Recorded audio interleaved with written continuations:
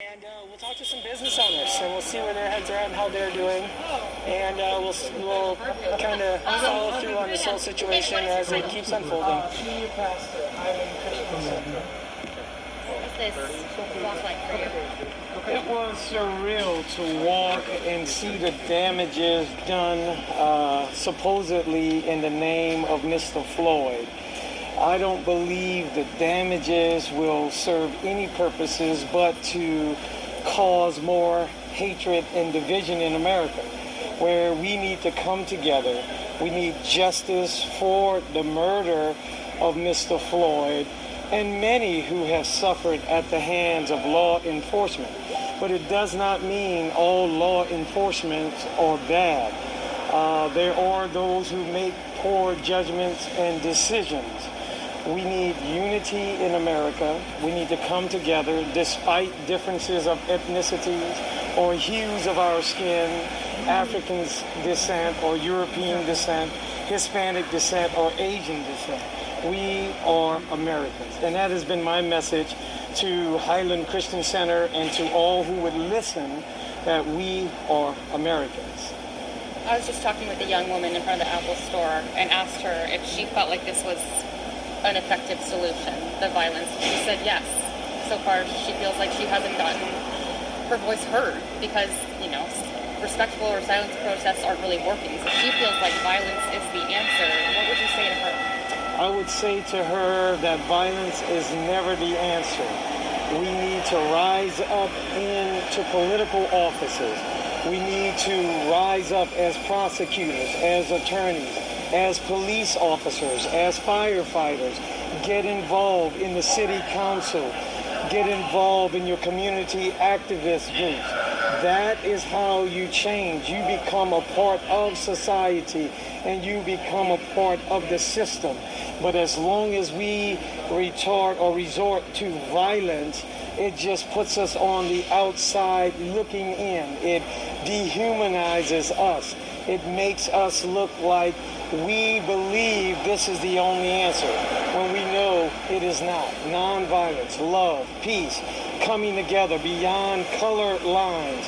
And as I often say, you may not know me that well, I'm new to the community, that we all have color. As I look around you have color, I have color.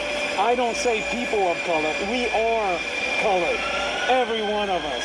And we need to come together. Violence is not the answer.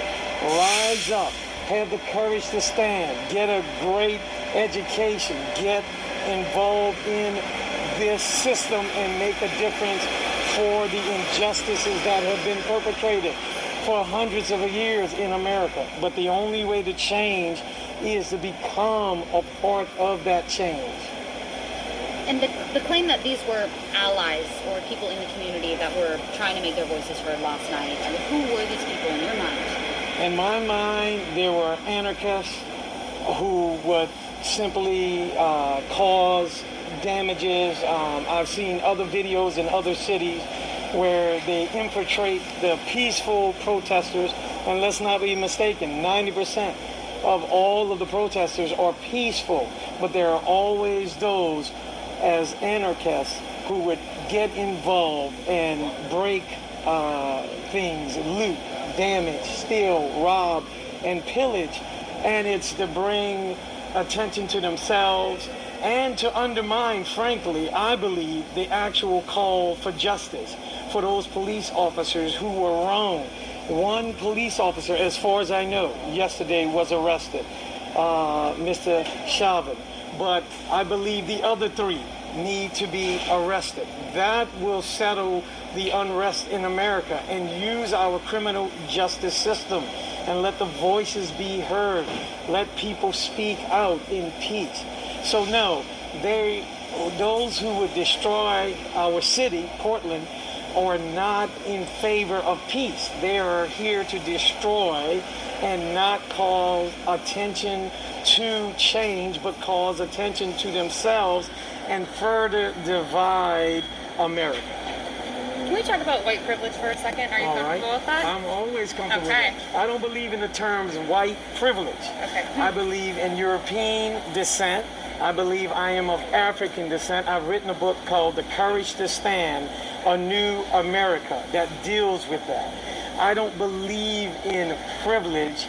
I believe that we are all human beings created equally in God's eyes. And so I believe that each of us in America today has the chance to rise up and become who we want to become. There was a time of systemic, as we call it, racism, where you had a privilege due to the complexion of your skin, where I may not have been seen as human. I may not have been depicted as a human. But today is a new day in America. Through the fights of people of all hues have marched and fought for justice. And I believe today we need to stand on their shoulders and not be limited to these concepts that are from the past. You do believe that we've moved past that? It doesn't seem like it sometimes. I don't believe we are fully come. I believe we're on the right path. I believe we're making strides. We have opportunities in the education system and criminal justice and reform, but we need more people to get involved. I believe America still faces systemic racism, if you will, in certain departments, because there are certain people who will harbor that I am superior and you are inferior because of the complexion or hue of your skin, whether that is Hispanic or Asian or African. But I believe America has come a long way. I have served in the military for 35 years. And because of my broad experience, I have seen the diversity and the strength that comes through diversity. And we need to unite. We need to change the terminology in America. White language, black language. These are two disparate terms that separate America. So when I call you a color or you call me a color, it divides us further. What we need in America is unity. We are human beings. We are Americans. Thank you. Very powerful. Can I get your name, your first last name? Dr. Shon, S-H-O-N, last name Neyland, N-E-Y-L-A. Wow.